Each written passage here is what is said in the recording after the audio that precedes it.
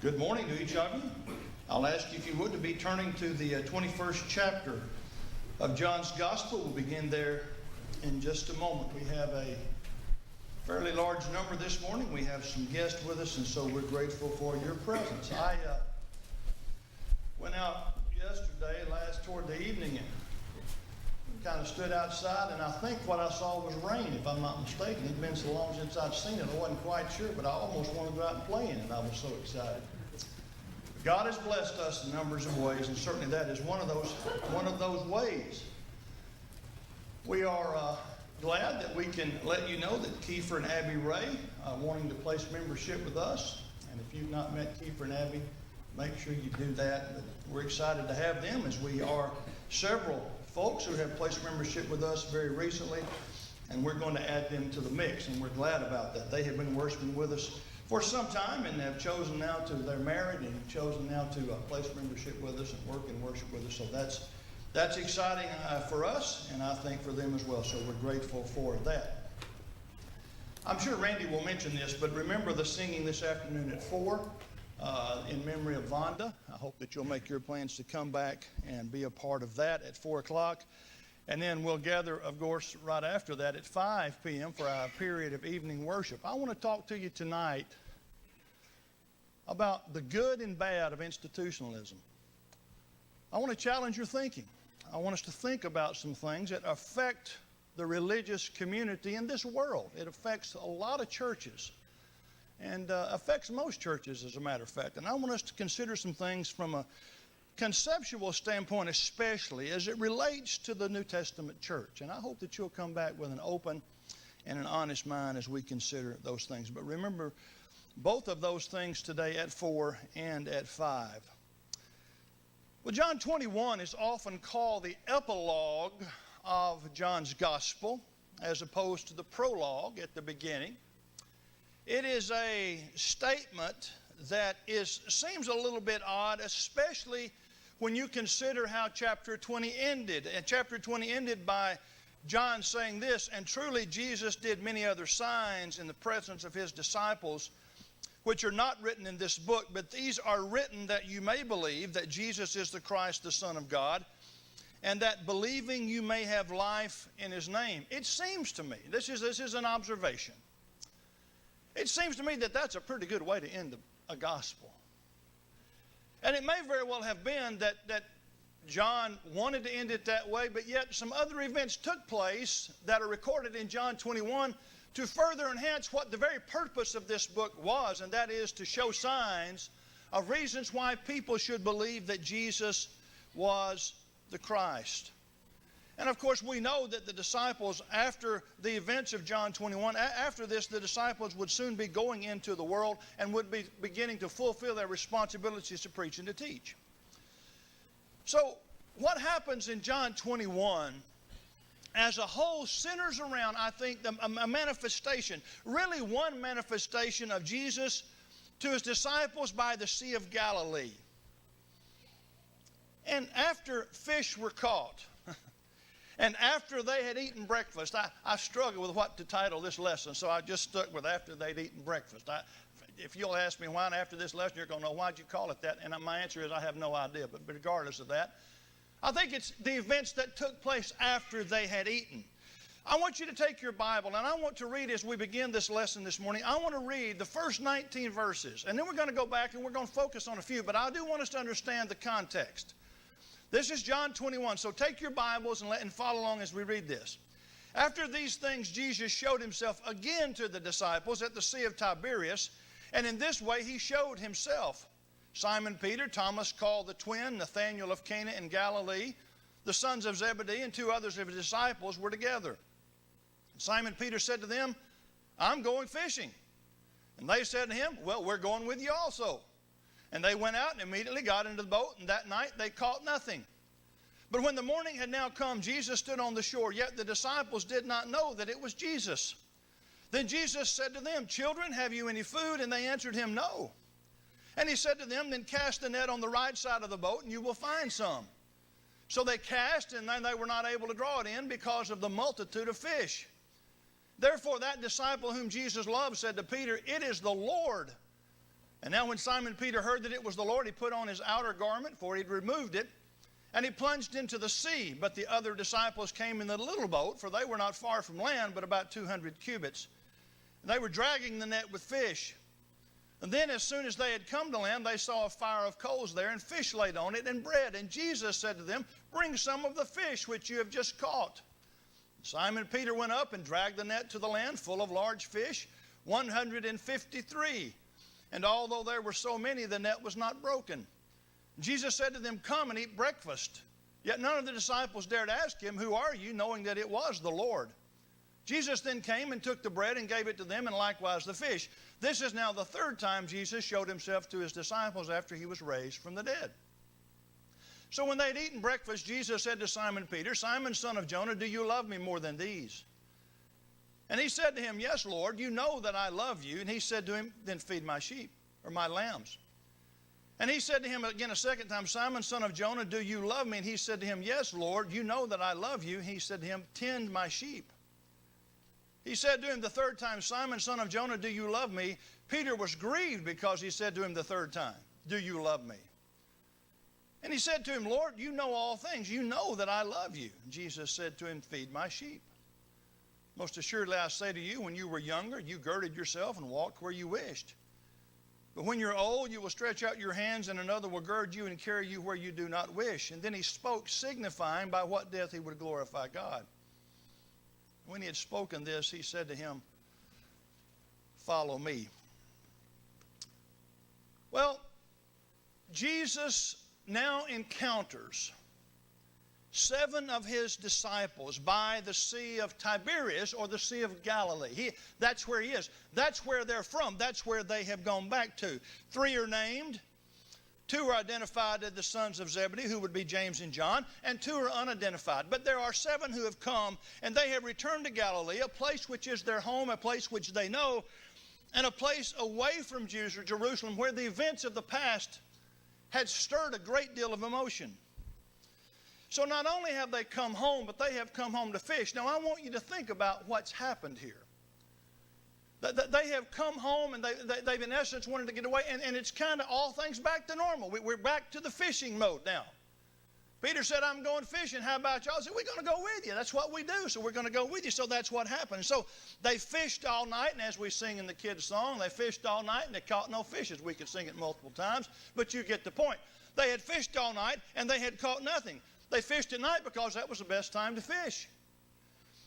And yet they caught nothing. In Luke 5, another similar account is given when Jesus called Peter, James, and John to be fishers of men. So the same thing in essence is given, and they were called to be, as I said, fishers of men and to reach people who were lost.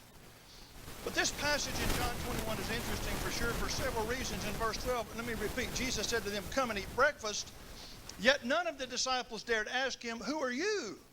knowing that he was the Lord. Jesus then came and took the bread and gave it to them, and likewise the fish. This is now the third time Jesus showed himself to his disciples after he was raised from the dead.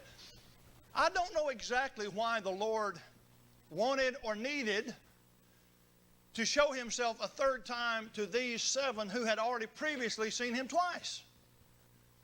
But he did, and it may very well be that the point that I want to make this morning is the reason why he did that, and that was particularly possibly to Peter. But I think Peter and Jesus have an exchange here that I want to call to your attention particularly, that I think is the focus of what I want to say. But I want you to see it, and again, in its context.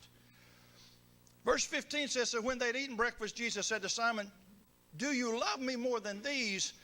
And he said, 'Yes, Lord, you know that I love you.' And he said to him, 'Feed my lambs.' And he said to him again a second time, 'Simon, son of Jonah, do you love me?' And he said, 'Yes, Lord, you know that I love you.' Jesus would say to him, 'Tend my sheep.' And he said a third time, 'Simon, son of Jonah, do you love me?' And Peter was grieved because he had said to him the third time, 'Do you love me?' And he said to him, 'Lord, you know all things. You know that I love you.' Jesus said to him, 'Feed my sheep.'" This statement that I want to call your attention to from John 17, I think, is very much an interesting statement. Jesus, however, or Peter rather, could not forget this post-breakfast exchange. As a matter of fact, you remember last week we talked about Cornelius in Acts 10? In Acts 10 in verse 41, when Peter is telling Cornelius why he has come, and Peter is giving witness to the fact that Cornelius needed to believe what Peter was saying. Peter would say in Acts 10:41, even to us who ate and drank with him after he arose from the dead. It seems to me that what he's telling Cornelius about in Acts 10 is, let me tell you about this event that is recorded for us in John 21. Verse 7 of John 21 tells us that when John first, he says the disciple that Jesus loved, we know that to be John. When John heard, or when John saw that this was Jesus, John said to his friends, this is the Lord. And notice what happened. Peter jumped in. I love that about Peter. Man, you know, if anybody's ever going to just act on instinct, it's Peter. And Peter evidently clothes himself with his outer garment. Of course, he's out there fishing. And I'm not going to determine what they needed to wear or not wear, but Peter decided, I'm going to put on my outer garment, and he jumped in because John had said, that's the Lord. So Peter jumps in, and he moves toward the shore. But now it gets up close and personal. No doubt you've heard these lessons before. No doubt you have heard of this exchange. You've read about it. You've heard lessons. You've talked about it in classes.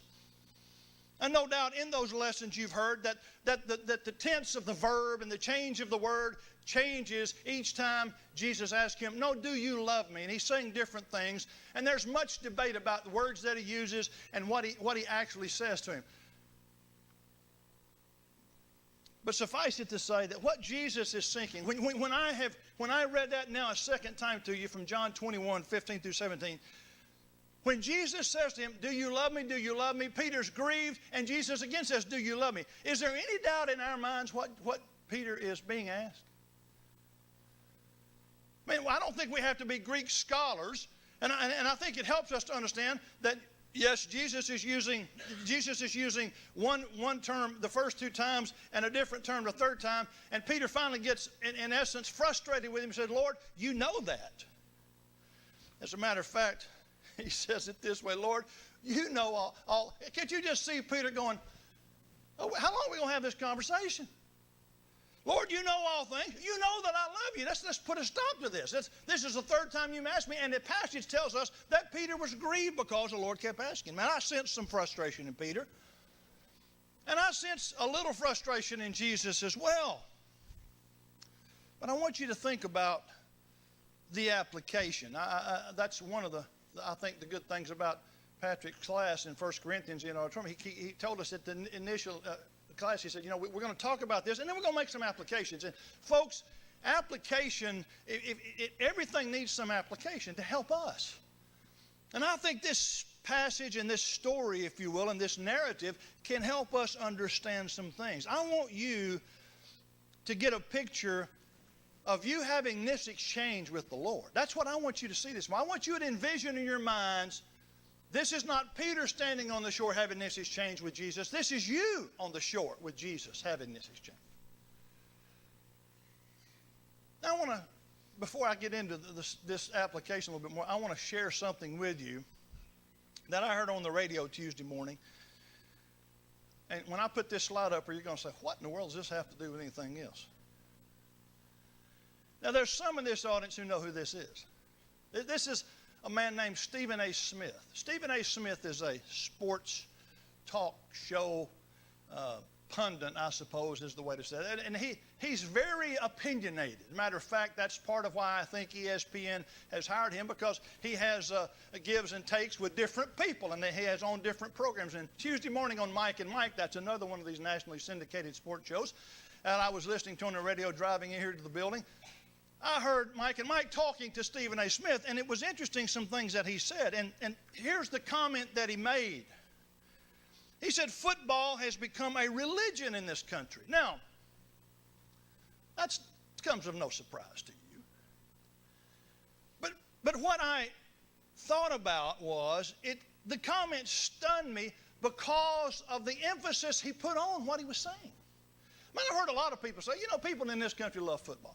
That's different than what he was saying. Because he went on to help me understand.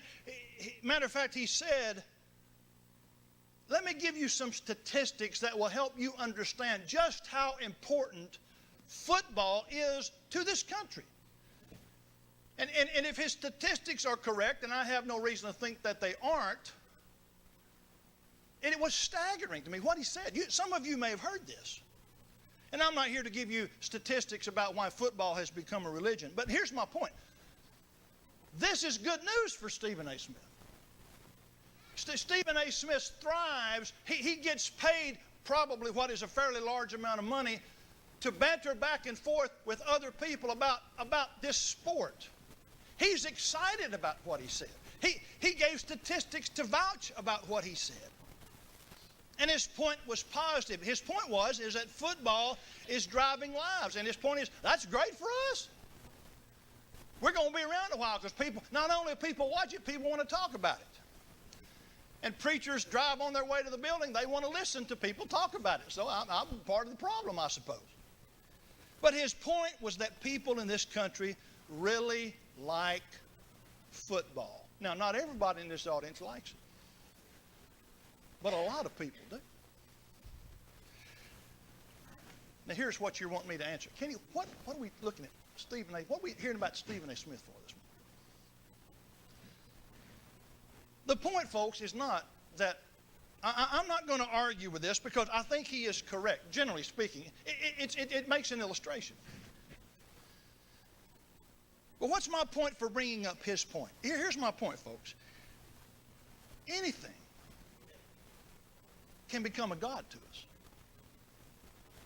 Anything can become a religion to us. And if, as I said, if his numbers were correct, then basically what happened, what he was saying is people live their lives around games. They, especially in the fall and in the winter months, they live their lives around when this particular game is going to take place. And he offered some things that helped me understand this is serious. Well, you know, he's talking about me. I mean, I love football. I will tell you, I love it more this Sunday than I did last Sunday. But some of you understand why. But the point to this is that I'm a part of this as well. But I want to ask you this question. How much do we love things? Anything. Football may be one of those things. It's one of those things. But how much do we love God things more than those things? You talk about application. When Jesus looked at Peter and said, Peter, do you love me? You all love you, Lord. Peter, do you love me? I love you, Lord. Peter, do you love me? Lord, you know that I love you. You know everything. You know that I love you. And so, what is he saying? How would the conversation go between Jesus and me if he was trying to make the point to me that he made to Peter? How would it go? How many times would he have to ask me, Kenny, do you love me? Do you love me? Do you love me? Do you really love me? And I would say this to us, folks. Jesus alone has the right to demand this sort of love. So we can't dismiss the exchange from our minds. We just can't do it. And I'm not suggesting that the only thing to the words that are recorded in John 21, 15 through 17 is that God wants us to determine, do we love football more than him or do we love him more than football? I'm not suggesting at all. Football is just an illustrative of the point I'm trying to make. It's just one example. But how do we answer Jesus? How do we answer a conversation if Jesus asked you or me, do you love me? Do not, folks, do not blow this off. Do not treat this like your 2-year-old looking at you and saying, Daddy, do you love me? Well, you know I love you. And that being the end of it. Don't treat it that way. Treat it as if he's saying it to you and ask yourself, how do I evaluate that? How do I honestly evaluate that? How do I evaluate that in reference to anything else that could take God's place in my life? Practically, I think we're trying to find out what level of commitment.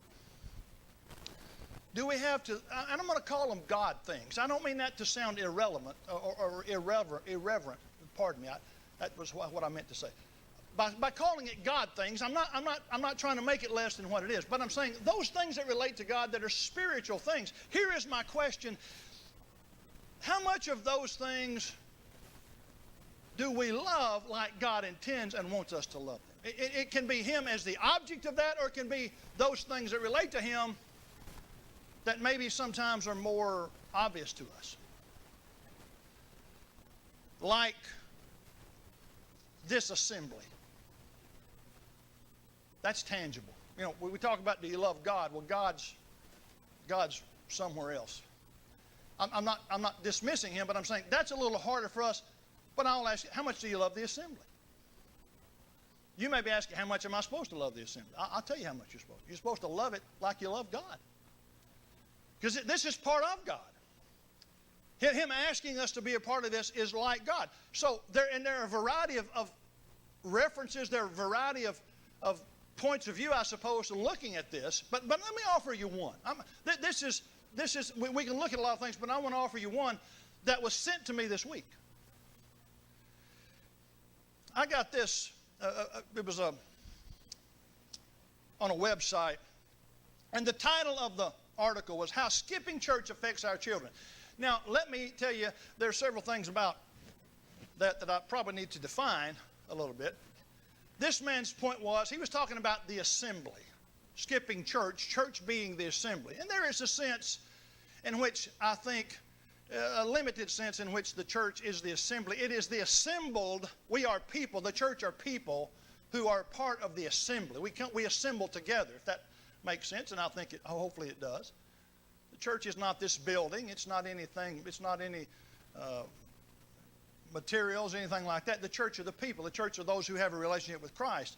But the point of this article is how skipping church affects our children. Here is a man, not from what I can tell, not a New Testament Christian, but he is a believer in Christ as the Son of God, and he makes some comments about what is it that missing an assembly does. This is what he said in reference to children. This doesn't make him right, but I will tell you, folks, the research is overwhelming that this is true. Even the conversations and what little research I've done, I think would indicate this. Here's what he said. He said the church is losing its young people because the parents never taught their children that it was important. I think that applies across the board. It applies to family worship, and it also applies to whether you're in church on Sunday, every Sunday, and what priority to demonstrate to your children. Church has on a Sunday. If the sun shines out and their friends are going to the beach, do you decide to skip church and then go to the beach? In which case you send signals to your children that it is not important. Now, I want to tell you something about this man named Carl Trueman. I have no idea who he is, but I'm going to tell you this. It doesn't take a whole lot of research to help you understand that right there. In reference to our children, parents who say, it's really not that important. That's not hard. It's not hard for a child to figure out it's unimportant to you. If we assemble every week and our assembly has to do with honoring God, honoring the one who's made us, created us, and expects some things from us, and yet a mother or father says it doesn't matter whether or not we go. We don't need to go today. Matter of fact, let's go to the beach because our neighbors are going to the beach, or we've been invited to the beach, or we've been to a football game and we're too tired to go because we were all day yesterday at the football game. Now, I will tell you, for a parent to say, we're too tired, I would say, really? That's your answer to the Lord when He says, do you love me? You say, Lord, I do love you, but I was too tired because I've been doing this. Really? Do you honestly expect to stand in judgment and the Lord look at you and say, Kenny, do you love me? Well, Lord, I love you. No. Do you love me? Yes, Lord. Lord, don't ask me again because you know I love you. And Him saying, I'm going to ask you again. And after I ask you again, I'm going to give you some instances that would say to me, no, I don't think you understand my question.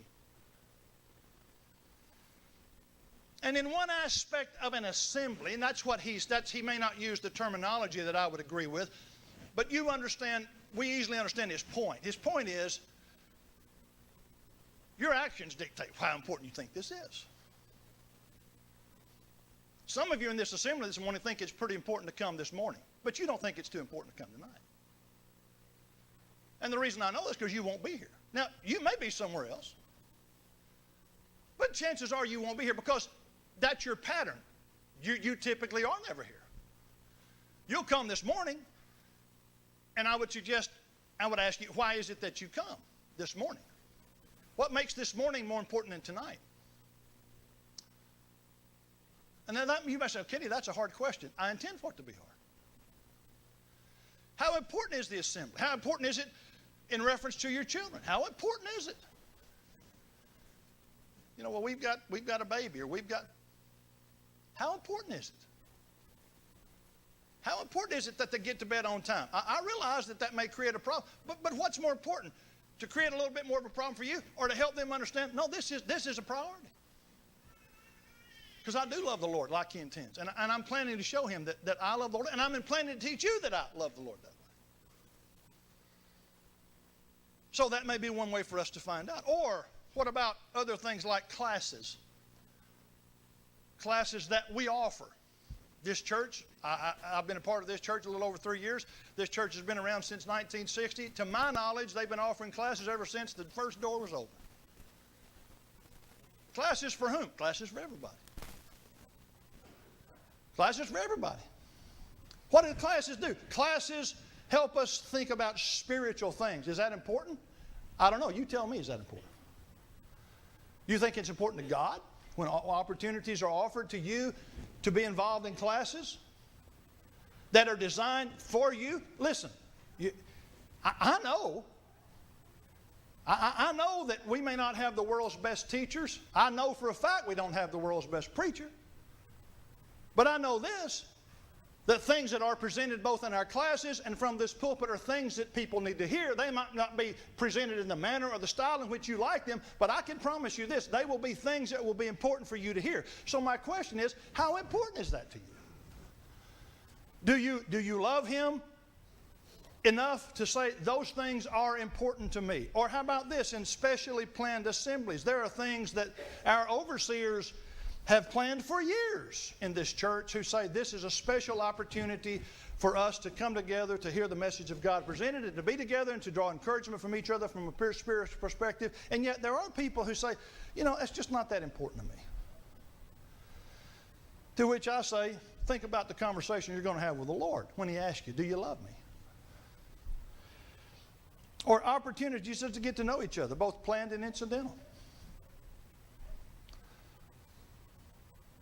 You know, the gospel, in terms of its relational bearing on each other, is social. It is. And what I mean by that is that it's not that we're trying to draw people as a result of doing things which are social to draw people. That is social gospel. That is wrong. But the gospel's social, folks. The being together is as much a part of the gospel as salvation. The influence that we draw from each other, the classes that we just finished in the auditorium that Kyle and Shane taught about one another, those one another passages are a result of the fact that we need to be together. And again, I would say, is that important to you? You say, well, I don't need it. Well, maybe I need you. You ever thought about that?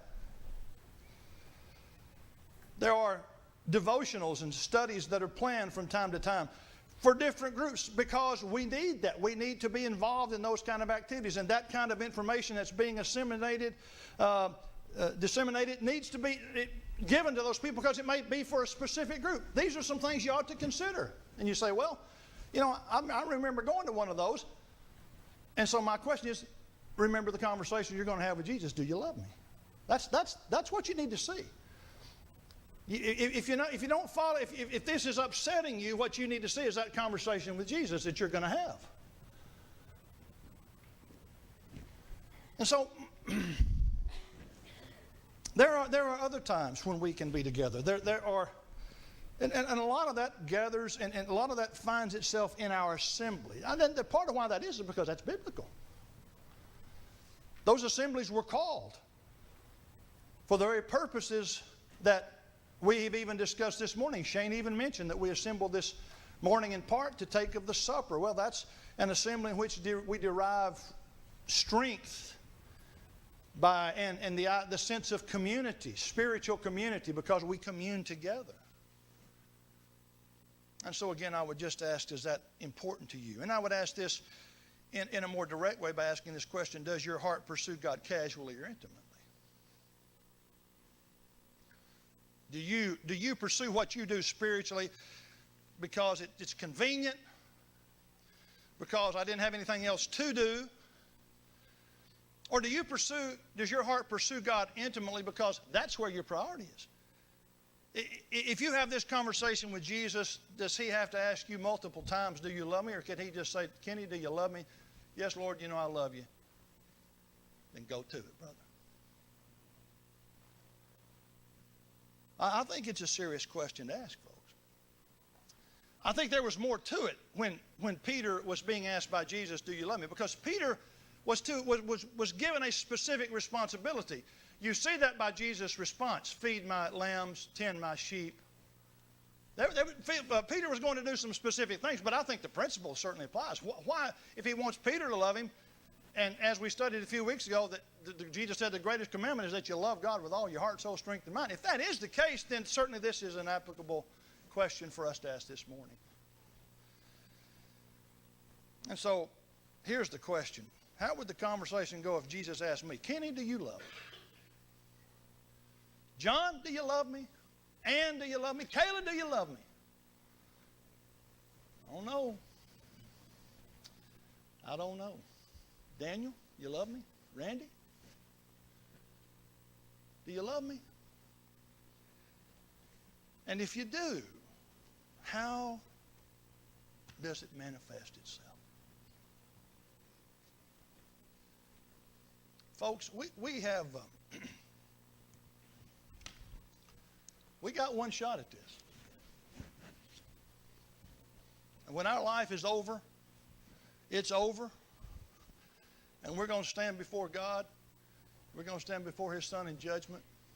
And we're going to give an account. That's what Paul tells us in 2 Corinthians. We're going to give an account for the things done in the body. I can't make you do it. I can't force myself to do it, really. Because ultimately, anything that's forced is going to fall. If the heart is involved with it, it's going to be for the right reasons. And so, my concern for myself and for you is that you honestly evaluate where you stand before God. And if he were to ask you, do you love me? You can say, yes, Lord. You know I do. And he'd say, you're good to go.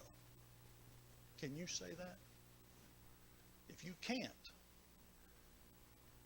you need to have an exchange with yourself. You need to come to grips with yourself. And you need to make a decision. Are you willing to serve God like he intends? Or are you going to keep playing the game? And one day we'll all be held accountable. One day every tongue is going to confess and every knee is going to bow, and you may be sitting here saying, I don't know if that's going to happen to me. Oh, yeah. I promise it'll happen to you. I guarantee it. That's what Jesus said. So it's something to consider. Something to apply. And I hope that you'll do that this morning. If you have a spiritual need that you need to make public or that we can help you with, come as we stand and as we sing.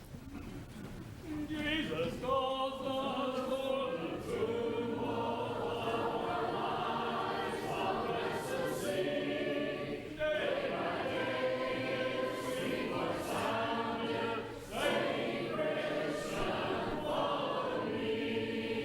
Jesus calls us from the worship of the name of the Lord, from each idol that would keep